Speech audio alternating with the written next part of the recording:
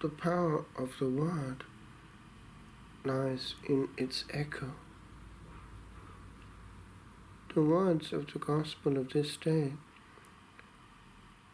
have swayed the world, and echoes found in many a soul and many a consequence in time. One thinks of the way that the great Anthony heard this gospel in church and gave himself to prayer in the desert. One thinks of Francis of Assisi, who heard it and gave all.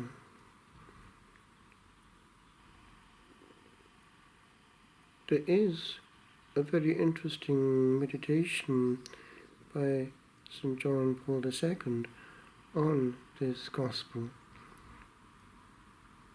It picks up the fact that the Lord looked at this young man and loved him. The man was of good will and genuinely wanted to know what he had to do to gain eternal life.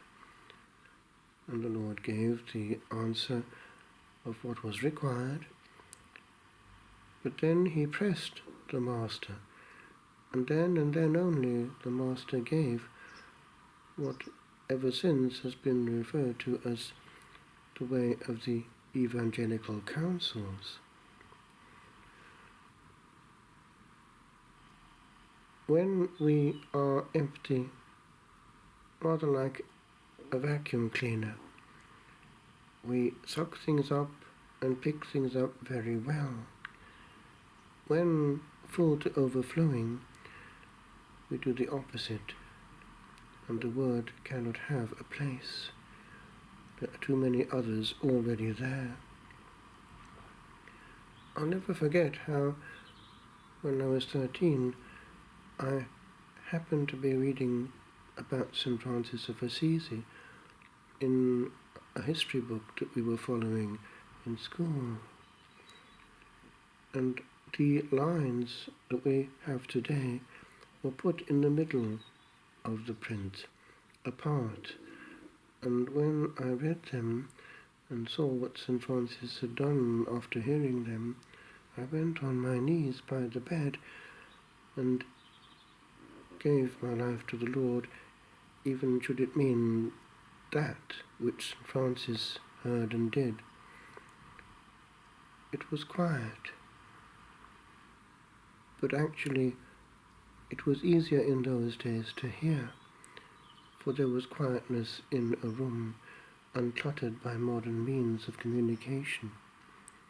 Likewise in chapel, a good sermon could be well heard. People now are fidgety, and the word has no space in which to reverberate. We need to recuperate this emptiness, this state of complete nothingness before a greater. When one listens habitually to God, one tends also to listen a little more to those that he sends us, listening with the inner ear. And that can also mean listening to good advice. Sometimes we push good advice away. Is it not true?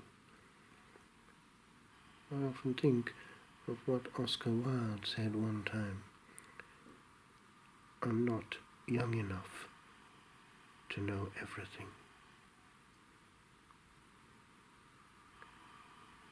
Remember how, when washing the dishes with Mam one day, she was washing and I was drying, and she looked over her shoulder and said in Welsh, "If you absolutely want to become a monk, you wouldn't think of going to Ampleforth, would you?" Of course, I dismissed it instantly. What do parents know? And yet, looking back, I often wonder, perhaps Dad and Mam did know something after all. I was too young to listen.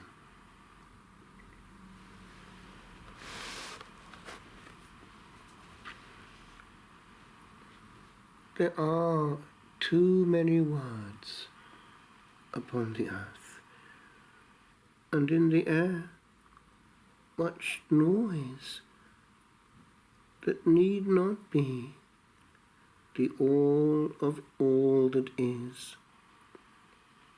For less is worth a little more than more that would not see when better 'tis to end. And we made still here oft a depth ill echoed when high din 'neath morphine strong makes dull the raging ill that we avoid in void that gapes within. We are not well when held in volume loud that hears naught but its voice, and we do more in leaving much undone. For oft the crowd of thoughts that walked the mind a lighter store of meaning bore than but a little thing heard well, heard very well, and left